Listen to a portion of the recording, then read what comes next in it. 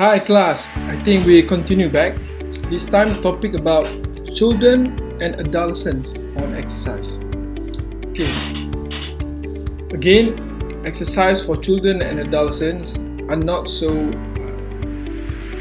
when you compare between both, definitely children are more fun, are more focusing on enjoyment, play rather than a rigid exercise program like adults. But adolescents are bridging, between children, teenagers, and become adults. So definitely, for this kind of population, for children, for instance, they define this below the 30 years old. Okay, most of participating in adequate activity. That's why that program are not so rigid because when you were small or you were children, definitely you're not having a problem with doing all exercise or playing because you are very engaged with activity. So compared to when you're getting older and older, you notice that your activity are reducing because of the age factor. And then the adolescent is definitely the category age of teenagers, so meaning that defined by 13 to 18 years old. Okay, so majority are not participating in sufficient activity. It depends. For us, like sports science students, I think even you are aged more than 80 years old, certainly you are being exposed with a lot of sport activity.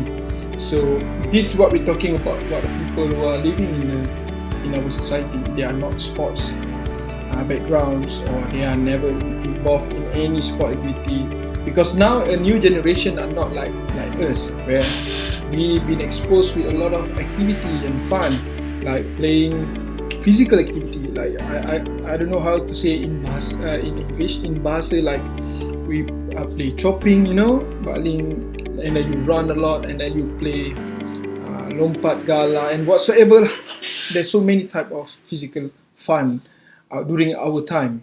But now the generation are different, because the generation are more staying at home, especially with this pandemic. When in this pandemic, our kids, especially my children, they don't go outside. What they do, they just stay at home and playing video games. They spend a lot of time on YouTube. Okay, so you will see that the pattern that defined by ECSM 10 years ago will be changed drastically. They are not longer adolescents who have not participating in sufficient activity. You will see that even at the earlier age, they will face a lot of health problems, because this is the generation. We cannot blame them, because now my kids are not going to school for 1 year. Can you imagine? They don't go to school in 1 year because of pandemic. So we have a lot of movement control orders. So what we do, kids cannot go out. Their psychological will affected, their physical, but certainly they eat a lot of calorie because they don't sleep enough. No, they sleep too much sometimes, and then they don't follow the schedule of sleeping, normal pattern of sleeping. Like they can sleep anytime they want. We cannot be rigid, because as a parents, you know that they are facing the hard time staying at home all the time, and then you want to feel okay at 8 o'clock you must sleep. No, come on. They don't go out like us. We adults, at least we have some opportunity. 30% from our work we can still go out, but our children, they cannot go out. Certainly their psychological will affect them. So the pattern will change. I don't know how the government should do this, but okay, that's not the topic we want to share today. Alright, but children definitely need some exercise as well. Okay, let's move on. Because when you promote a correct exercise, they are not just become healthy, but the most important, their growth will improve, and as what we want. Because most people, especially in our society, that I don't blame this, because we are still developing country. In the city area, yes, definitely we'll follow all this thing. But how about the rural area? People who are living in the kampong, they're facing a lot of problems, like, to have a correct curriculum on physical exercise or programs, because they have some limitation on facilities, they have some limitation on knowledge, so they just follow what the town dwellers are doing. Okay, but if you look back, I'm pretty sure that some of my students coming from rural area, when you notice that when you going through the process learning about sports science and so on, then whatever that you learn in school sometimes are against the physiological principles, against by the body mechanics and so on. So we do not want that our kids grow up with a wrong way of doing fitness. Then they grow, but they carry a lot of injuries or carry a lot of problems in the future. Okay, you see that a lot of our school students, you notice that when they wrongly been exposed with the exercise program, for instance, in the school and so on, at the age of 21, they already carry a lot of chronic injuries. And then they cannot proceed with the next one. I mean, in that period 21 in the Europes, that athletes are really shining in their future. But in Malaysia, by 20, 22, 24, they already have chronic, and then they have to retire early. So this thing is not happen over the night. It's happened what happened before, many years ago in the school, where we give less focus on the curriculum. Not we don't give much, but we don't really see in details how can we provide a right way of exercise. Okay, so that when the children are not exposing in the right way of doing exercise and the right way of calorie intake, what happened to them? Definitely they will start develops a lot of risk factors or other disease, or like cardiovascular disease. You start notice that first, maybe they're not develop cardiovascular straight away. They when their body become obese, so obese in a very early childhood, and then when they grow up, so I believe the premature of getting heart disease will occur earlier because of you already developed in childhood. So you notice that overweight youth tend to have higher prevalence now in our country. We blame a lot of things about food and so on. That we cannot resist that because it's our culture. Okay, but remember things. Whatever that you eat, you need to know how to take it out, not by using what they call that anorexia, for example. Like you have to use manually and then bring it out, speed it up. That's not the way. Meaning what I'm saying, if you eat calorie more, then you have to burn more calorie. So this is what happened in our culture. We eat more, we burn less. So that is the problem. You cannot stop our kids to eat whatever that we have, because it's our culture. We rich with a lot of foods, different type of food, variation, so many. You just said it. That is what our culture have. That is the beauty about Malaysia. But remember one thing, you will not stop them to do stop doing eating, because some kids, they are really enjoy eating food, but we need to know how can we burn back all the whatever that they eat. So if they have less calorie burning, meaning less physical activity, like they're playing games. Now I don't know why we're promoting a lot of games, video game. I know you earn more, but the ultimatum we develop country is not about get money. It's about you need to maintain your health, balance, and so on. Money, yes, important, but it's not be the most priority. The most priority is your health, which is you cannot pay by the money. All right. Besides that, exercise also, or any physical activity for the kids, will also influence on academic performance and self-esteem. Why? I'm not sure about the details research in Malaysia about it, because I'm not really in my area on how can we associate between academic performance and physical activity, but I'm pretty sure your brain your brain is actually, the cell needs a lot of oxygen. When you engage with exercise, so you will have a good VO2 max, meaning that a lot of oxygen supplied to your brain. So your brain are very, very active, very, what do you call that? How very effective in terms of using your brain. But I don't know whether it's going to help in grade, but I'm pretty sure when your brain are very fit, so you can think a lot, so you can process a lot, you can digest a lot, you can remember a lot, because your memory have capacity to absorb and then to remember things. So because the brain is a cell, so definitely if you are healthy and so on, then your cell are grow and grow. That's why I think part of the physical activity can influence the study or their intellectual performance.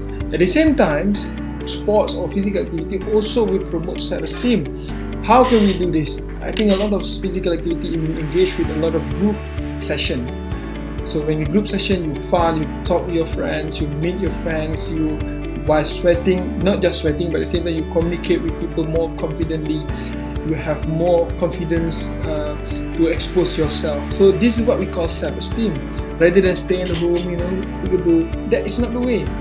Okay, because you notice that in sport itself, when you involve in team sport, for instance, people play football. They always have their leaders in the team, and then the other colleagues will support the team to win. So how to win if you're not really cooperate with your leaders, you're not cooperate with your colleagues, you need to support each other's discipline and so on. So it already involve a lot of elements there. So then the kids, it's not just enjoy playing, but also develop their self-esteem. They thinking, okay, I cannot do this, I have to be more positive, I cannot thinking about myself. All these things is actually develops through the process of doing physical activity or sports for our children. That's why in school now, not now, many years ago, in school, especially in Malaysia, so we promote this because we know that's the only way to improve and boost their self-esteem.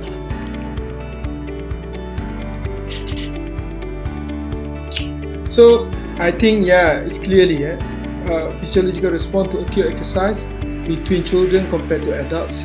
We know that when you say adults, certain of the components are reduced and some are higher for children. Okay, so I don't want to touch much on this.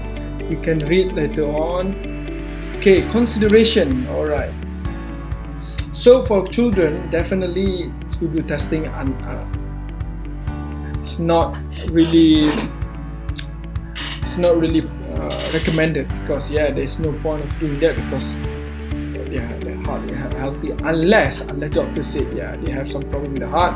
You have to do that assessment. So SR testing, I think it's not really recommended, or it's not really important for children. Okay, so if you still want to do that, definitely you need to choose which protocol that will be appropriate for that. Okay, and again, if you choose treadmill versus cycle ergometer, you need to try to play around with benefit and risk of choosing one to another. Okay, alright.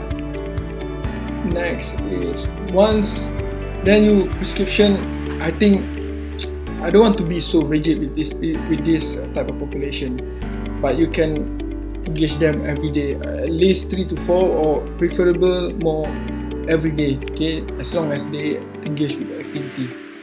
Moderate to vigorous, certainly. Why vigorous? Because they're still healthy, they're young, so the muscles are still strong. They can go with vigorous, okay, like playing football, jumping and so on.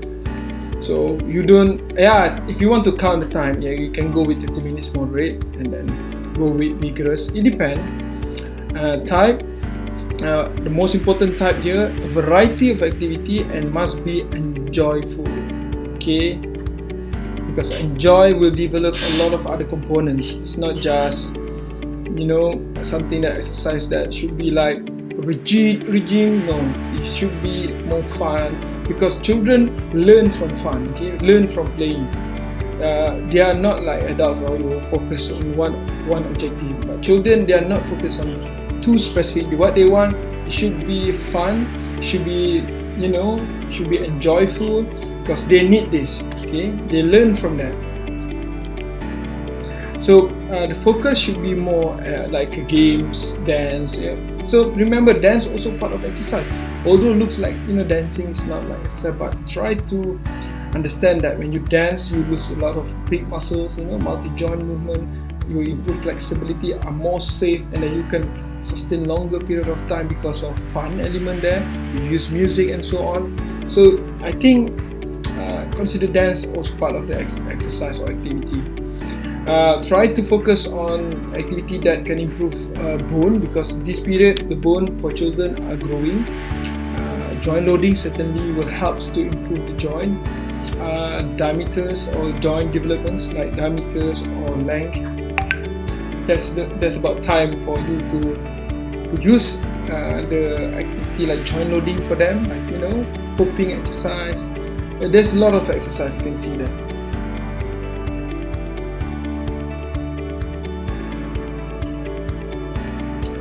Alright, when can we start resistance training? This is very tricky one. I don't think in the it's a primary school we can start doing resistance training for them, but you can start introduce when they age of 5, 6 or even 4. Start doing like calisthenics exercise or bodyweight exercise like push up, sit up. I think there will be no harm to do that, but because it's also part of resistance training, but it's use bodyweight. And then you can gradually introduce about, okay, this is the gym exercise like squatting, squatting using broom macam kayu saja, or else you can do chin up, for instance, okay. So from the high school, you don't start too much with barbell and so on. You can start introduce at the age of 15, 16.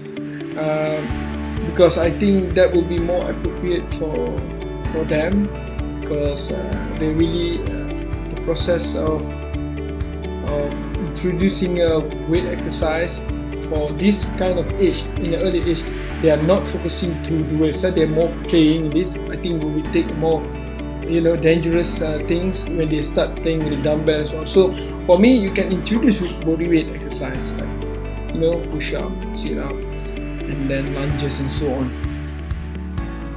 And then thermo-neutral environment. You can control if you want, but children, they can handle this, or else they have some health problems, then you can consider to put them more environmental control condition, okay. So for those who are overweight or physically inactive, as I said, progression is so important here. So you should introduce gradual increase in set, in reps and so on, until you feel that they are improving. Because when children who are obese, definitely we do not want affected their bone, especially their joint and so on, because they were dangerous for their bone developments, for instance. So I think we need to consider that.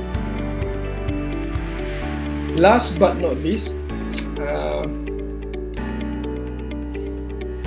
disease or disability children, certainly I would say that the exercise prescription need to be changed according to their condition. Cannot be play like normal body, like normal kids. They can play high intensity, play soccer, but this is a disability kids, definitely.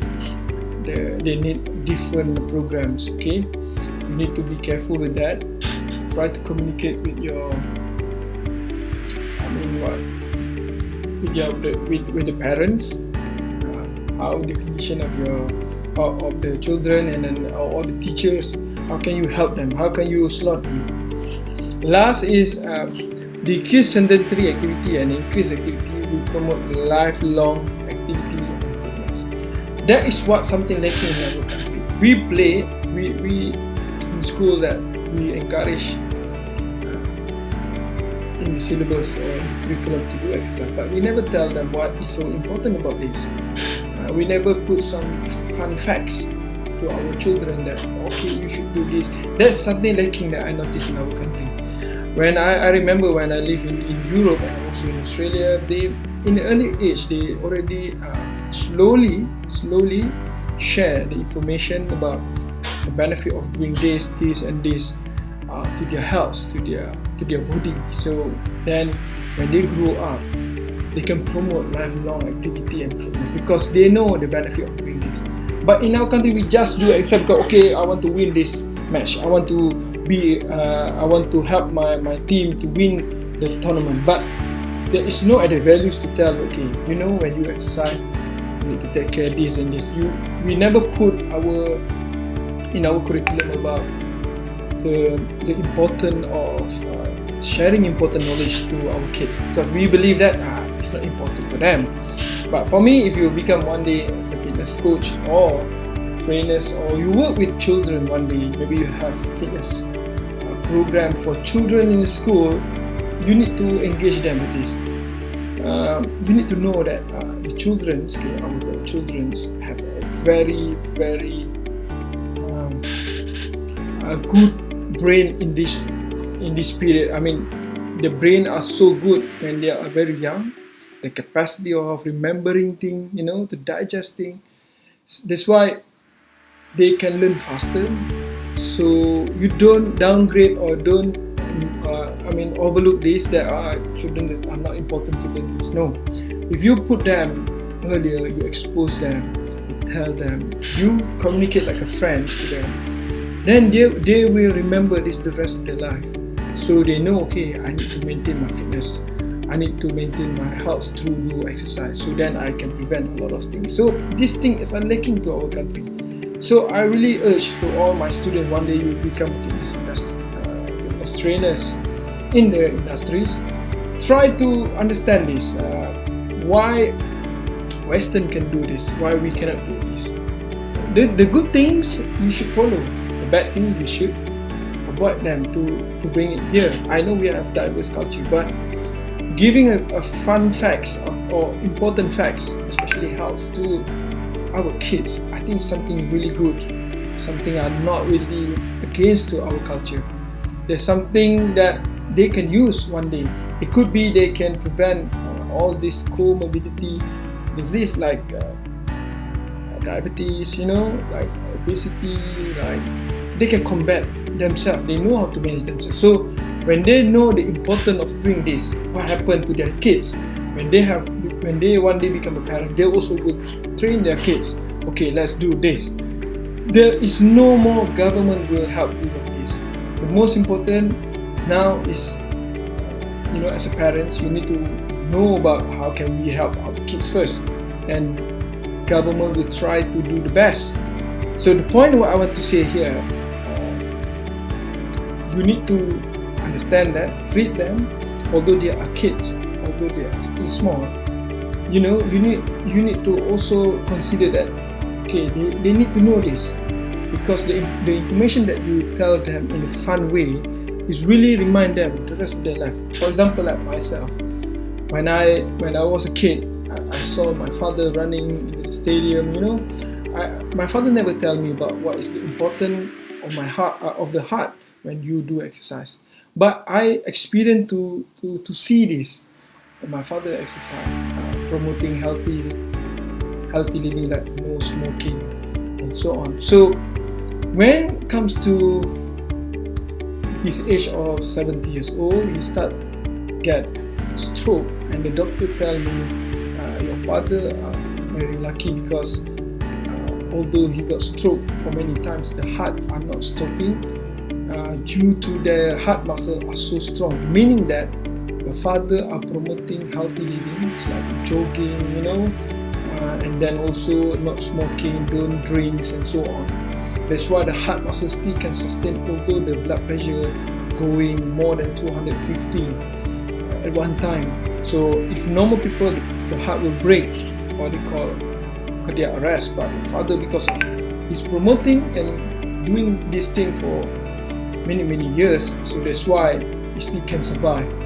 So it gave me a lot of recall or throwbacks that okay, so what I see that my father running, which is good for my health, but I learned through the process. It's not getting the right information that immediately when I was a kid, someone tell me, okay, if you run, good health. There's no information that time because we are developing that time country, so I don't really know about sports science that time. But when I grew up, I studied abroad, I learned about some countries, modern countries, so they really use this.